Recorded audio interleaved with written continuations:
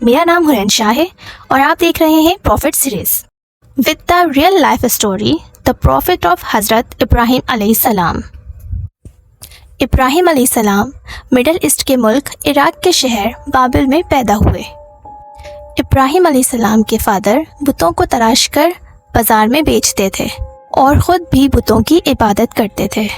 ابراہیم علیہ السلام نے اپنے فادر اور اپنے قوم سے فرمایا کہ تم کس کی عبادت کرتے ہو؟ تو انہوں نے کہا بتوں کو۔ تو ابراہیم علیہ السلام نے کہا جب تم بتوں کو پوچھتے ہو یا انہیں پکارتے ہو تو کیا وہ تمہیں کوئی جواب دیتے ہیں یا تمہارا کوئی نفع اور نقصان کرتے ہیں؟ تو لوگوں نے کہا یہ ہم سب نہیں جانتے، ہم نے تو اپنے باپ داداؤں کو یہی سب کرتے پایا ہے۔ اللہ نے ابراہیم علیہ السلام کو کم عمر میں ہی ہدایت دے دی تھی، اس لیے ابراہیم علیہ السلام نے کبھی ایک لمحے کے لیے بھی بتوں کی عبادت نہیں کی۔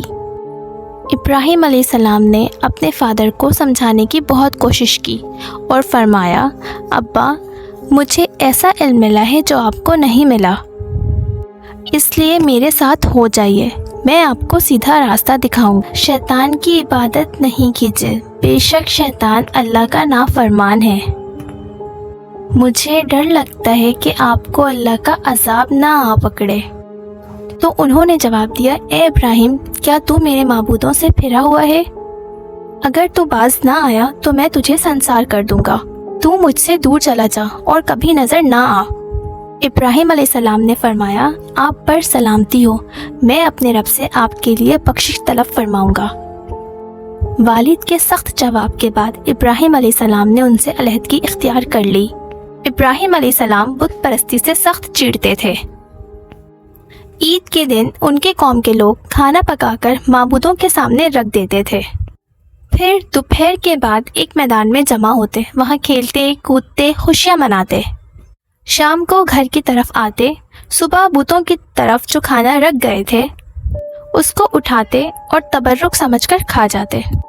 اس دفعہ جب عید کا دن آیا تو سب تیار ہو گئے، پر ابراہیم علیہ السلام تیار نہیں ہوئے۔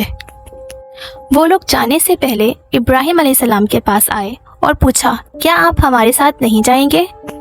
ابراہیم علیہ السلام نے آسمان کی طرف نگاہ کی اور فرمایا میں بیمار ہوں۔ وہ لوگ ابراہیم علیہ السلام کو چھوڑ کر چلے گئے۔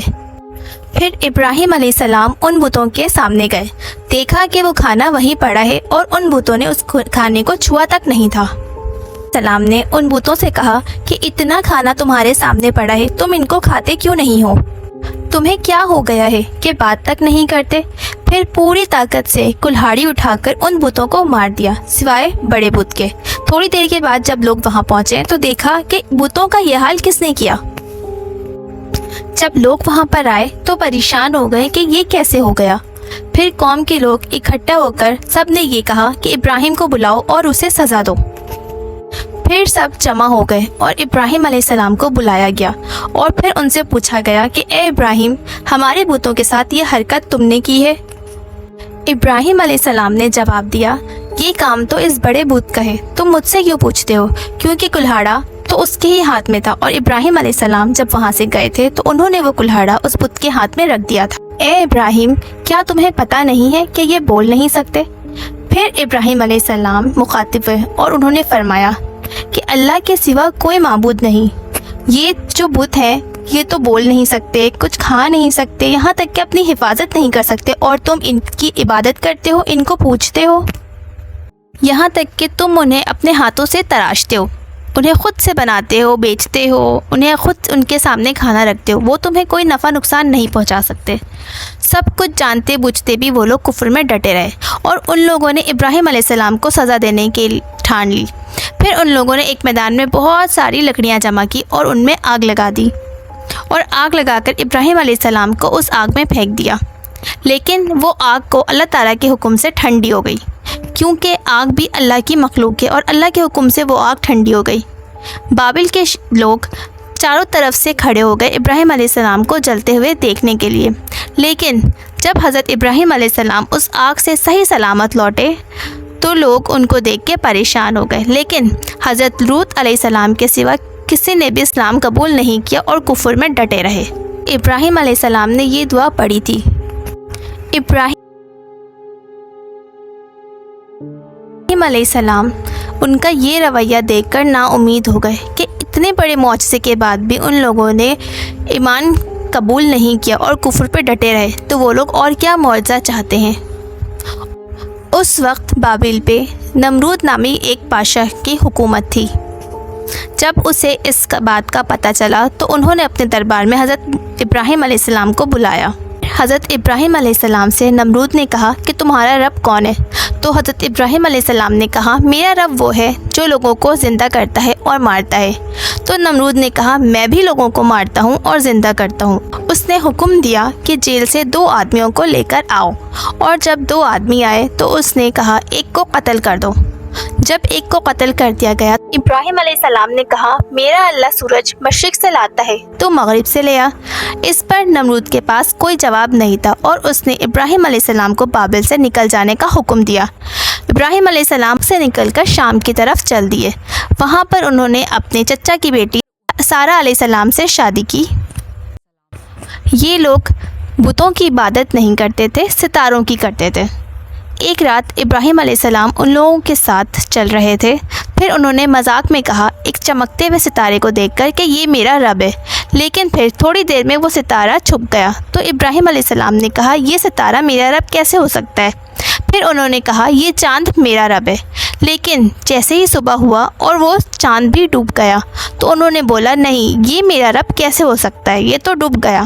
تو پھر سورج طلوع ہوا تو انہوں نے بولا کہ یہ سب سے بڑا ہے، یہ میرا رب ہے، لیکن جب سورج غروب ہوا تو انہوں نے بولا کہ یہ بھی رب کہلانے کے لائق نہیں ہے۔ وہ اس طرح کی باتیں کر کے ان لوگوں کو ایمان کی دعوت دے رہے تھے۔ یہ سب تو مخلوق ہیں اور ان کا خالق کوئی اور ہے، میں تو اس کی عبادت کرتا ہوں جس نے آسمان اور زمین کو پیدا کیا۔ یہ سب سننے کے بعد بھی ان لوگوں نے کفر ہی کیا اور کوئی بھی ایمان نہیں لایا۔ چنانچہ ابراہیم علیہ السلام نے پھر ہجرت کرنے کا فیصلہ کیا اور مصر روانہ ہو گئے۔